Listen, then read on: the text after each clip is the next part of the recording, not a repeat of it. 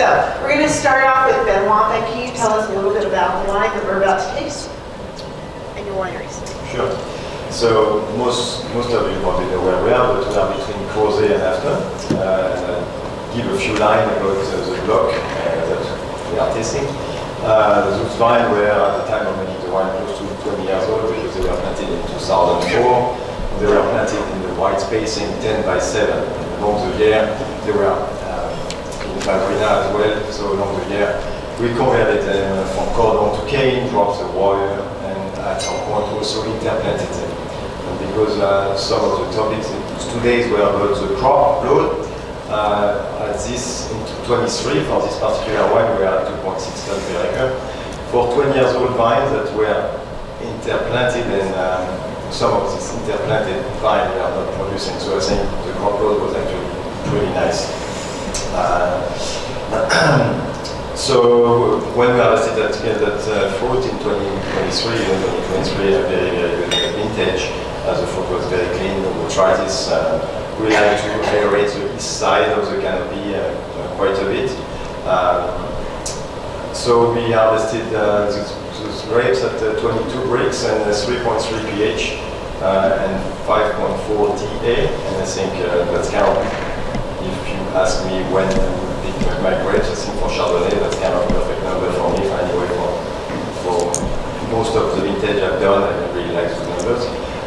The wine we are tasting is made, we make two styles Chardonnay, and this one is a tank style, is aged in concrete. But it's only my hard press, my light press goes aged in barrel, and my hard press, I ferment them and age them in tank, so it's been aged in concrete tank for 5 months, on gross lees for 5 months. Yes, we don't do any steering.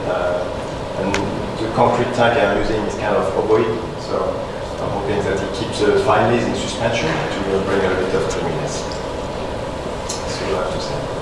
Are you racking, like, when you rack, are you then also settling for a while if you've got those fine leaves using the ovoid tank? Are you settling, when you rack it over to stainless prior to bottling, are you just letting it settle before bentonite, or are you? Yes, so we fine for protein over the courses. Well, let's pass it on to, we'll just go down the line, and we can talk. Disclaimer, I'm not the winemaker, so don't ask any technical winemaking questions, but our son Nathan is our winemaker, but he couldn't be here today. So I'm a pretty good cellar rat, so I have an idea of what's going on. But Ankida Ridge is down in Harris County. It's between 29 and 81, off Route 60. And we're south of Charlottesville, north of Lynchburg. And our site is small, but it's high at 1,800 feet. Well, ranges of 1,650 at the bottom to about 1,800 at the top. And we grow only Pinot Noir, Chardonnay, and then a little test planting of Gamay as well. Our main grape in the vineyard is Pinot Noir, but when we planted the vineyard, we decided, since we're going to do the Burgundian grape of Pinot Noir, let's also do the Burgundian grape of Chardonnay. And so we did a smaller planting of the Chard. So we did a planting in 2008, and only 2 acres, about half an acre of Chard and 1.5 acres of Pinot. And then in 2017, we did another planting of 4 acres. And that was about 3 acres of Pinot and 1 acre of Chard. So our soils are very porous, decomposing granite, schisty type of material. It's a cool climate. We don't get spring frost, knock on wood. We don't have morning dew, which helps with disease pressure. Because of our relative altitude, it's just a really great site. So we're really more known for our Pinot Noir because it was assumed we could not grow Pinot in Virginia, but it was being planted in the wrong locations, the wrong sites. So our whole emphasis, our discovery is the importance of site, planting the right varietals at the right site. So you can grow Pinot Noir beautifully at high elevations and porous soils, cooler climate in Virginia. So that was sort of our mission when we decided we're going to plant Pinot. but we're talking about Chard, so. So our Chardonnay, our clone in the first planting is this obscure little clone called Vineyards. And they really gave up planting it because it produces such a low crop, such a low volume. And we average probably about 1.5 ton an acre in a good year. So with our second planting, we did a Dijon, I think it's a 96, and that's a little bit more productive. But they both, neither one of them are high producers. But that has to go with our soil, Rocky Mountain, ancient Appalachian mountain soil. So it's not very fertile, but it works great. We have our harvest parameters for this vintage. I've got this year. It was about 22.5 Brix, and our pH was 3.45, and TA's around 7. And we vinify it with about 15% new French oak and the rest neutral oak. He certainly is aging, stirring monthly, and we let about half the barrels go to malolactic fermentation. So we're maintaining some of the malic acid components and flavor profiles, and then the lactic acid. So we put them together, and it has sort of a nice balance expressing both ends of the acid palette, and it has notes of apple and pear and soft fruits. And it's interesting, the tasting room we have, I'm sure those are in the tasting room for the people who belong to the ABC Club, anything but Chardonnay. And we have a lot of those come into our vineyard, our winery as well. And we just say, well, just try. You can dump it here, just try it. And invariably, 90% of them end up buying Chardonnay. Because they had been drinking the over-oak Chardonnays from California. And so they had not realized what a beautiful Chardonnay can be, that classic, beautiful Chardonnay fruit. I think that's about it. That's perfect. Okay? Keep it on rolling. What vintage was that? That's a 2020, that's a 2023 vintage? Yes, 2023. I'm Stephanie with Brix & Collins Vineyards. Brix & Collins is located in the middle of the Shenandoah Valley. We're a relatively newer vineyard. Our Chardonnay was planted in 2017. We planted 2 acres of that. We were excited that this is a 21 vintage. It was our first vintage from our vineyard. So we were just really thrilled to have that. We've been really pleased with it. Michael Schaps was our winemaker at that time. We are now making most of our wines, but so kudos to Michael for making it. He can help answer any winemaking questions about it. So our land is elevation. We're 1,100 feet. Our rows are 9 feet apart with 4-foot spacing. The clone for the Chardonnay is FPS 700 and rootstock 3309. Our soil is Frederick Loamy, a limestone base. So this was harvested on September 19th. The Brix were 20.3 and pH 3.46.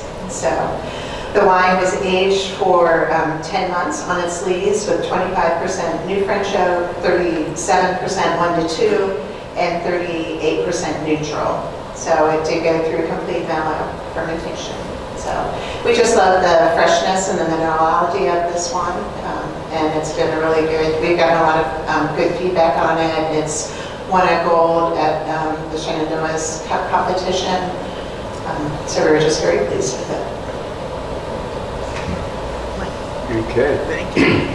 So I have a 2015 Chardonnay in the glass. So just so you know, it's almost 10-year-old Chardonnay we're going to have here. Try to be a wise guy and drink something old, and some of you might have a great wine. I like it. It's kind of on the edge, but I thought it'd be great to see how Chardonnay can age in Virginia. This is from the Wild Meadow Vineyard in Loudoun County. I discovered this vineyard was planted in 2000, Dijon Clone 95 on a very loamy soil. It's an open lyre system, and I was looking to try to find a great Chardonnay vineyard outside of central Virginia. Up until that point, I hadn't made a Chardonnay under my label. I hadn't found a great source of Chardonnay. And I met Jack and Cindy Lowther, who planted this vineyard, and in '07, tried it for the first time and absolutely fell in love with this site and have been making a single vineyard Chardonnay ever since. It really, for me, is a unique site. Ripens a little bit later. It's a 750-foot elevation with a southeast slope, and it really seems to ripen with a good balance, good acidity, and that's what I'm always looking for. And it's fermented. We bring it all the way down to Charlottesville, fermented at the winery in Charlottesville. Originally, it was owned by the Lowthers, and when they sold the property, I convinced Andrew Faldini at the Barnes and Hamilton station to buy the vineyard, and we've been managing it for him ever since. So, but he gets some of this Chardonnay as well. We bring it down to Charlottesville, and like all of my wines, they're fermented with ambient yeast, no inoculation, no yeast strains are added to it, and they go through full malolactic fermentation, and it's usually about 15 months of aging. Well, this one was a little bit shorter. I've gone from a year to about 15 months of aging before bottle. And that's pretty much, yeah, I have questions, I'm sure. So I have questions Yeah. for the, so if you know, So as I was gathering the information on everyone, if you notice, almost everyone has different clones that they plant. Can you talk about clonal decisions and why you make those decisions? Most of it.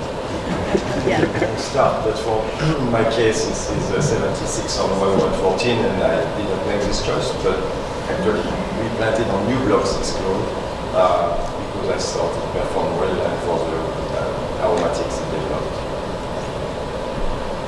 I don't have the answer to that question.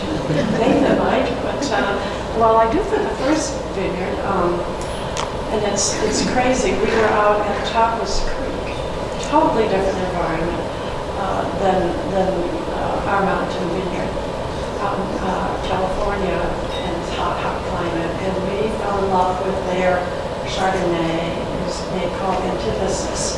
We said, what club is that? And so we found out it was Petit Venus. So well, let's plant that. We're totally ignorant of is it going to work, you know. And Paso Robles compared to Ankida Ridge in the mountains. So, and we went ahead and planted. It was only half an acre, so we just sort of went out on a limb. We were just playing with this experimental project anyway. And it turned out delicious. We loved it. We couldn't remember what the flavor profiles were of the wine that we tasted at Thomas Creek, but we remember we loved it. And so when we produced ours, we loved it as well. But gosh, we could not get very much fruit. And that's why it just really didn't become widely planted. But the fruit that is grown is full of flavor intensity, great acids. So we won't pull it out because it's just giving us delicious fruit, and it complements the Dijon clone that we're planted in the new vineyard. So we chose our clone because our vineyard consultant recommended it. So I think Jeanette Smith was probably our vineyard consultant at that time, and she recommended the clone to us. We do like the fact that there is a lot of minerality to it. I think it matches our limestone soil, and then the citrus, there's a nice fresh components to it as well.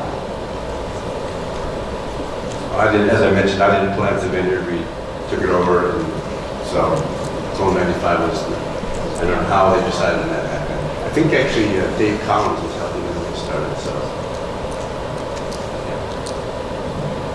Opening up for questions? Do not go with Mel, I think, We were about fermentation for half. everyone. About half. Half the barrels. I think you did about half the barrels went to full MLF. Did you inoculate? Did you inoculate for it? Now, Lee, I said, no technical questions. I do not know. No malolactic fermentation. Ours went through full malolactic, and did we inoculate? No. Mine went through almost complete. It's, I think, about 0.6 grams left in it. And do not inoculate. With the ambient ferment, usually it doesn't finish fermenting until the spring or summer, which gives plenty of time for the malolactic to complete. Do you find that it's completing at the same time with your? Sometimes too soon, sometimes before the, well, most times before the primary fermentation is finished. Do we have another question? Myself? Oh, we do have a question. Michael, do you inoculate with like a yeast starter mother of kind, or do you just put it in a tank and let it roll? No, I separate some juice at press in kegs and warm them up and get them going, and then add them to the juice and barrel. How long did it take for you to warm it up?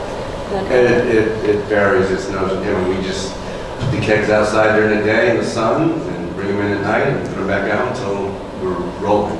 Keep the other juice chilled? No. Hopefully they'll start on their own. Gotta make it easy. So my question is, there's a lot of famous areas for Chardonnay, like California, Sonoma, Chablis, Bourgogne, Champagne.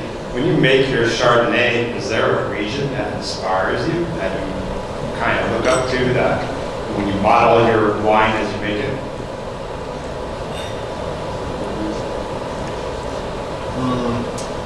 Not really. I'm coming from the Loire Valley, so we do grow Chardonnay, so I guess I'm inspired by that. But I would not say I'm done there to do the same. I just go with what I got.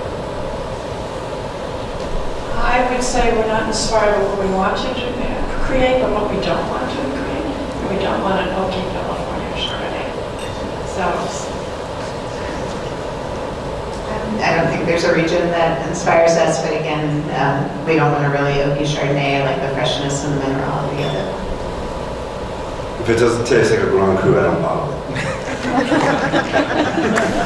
No, I'm just trying to get the best representation of our vineyard and balance and a nice expression, and I don't really try to compare anything.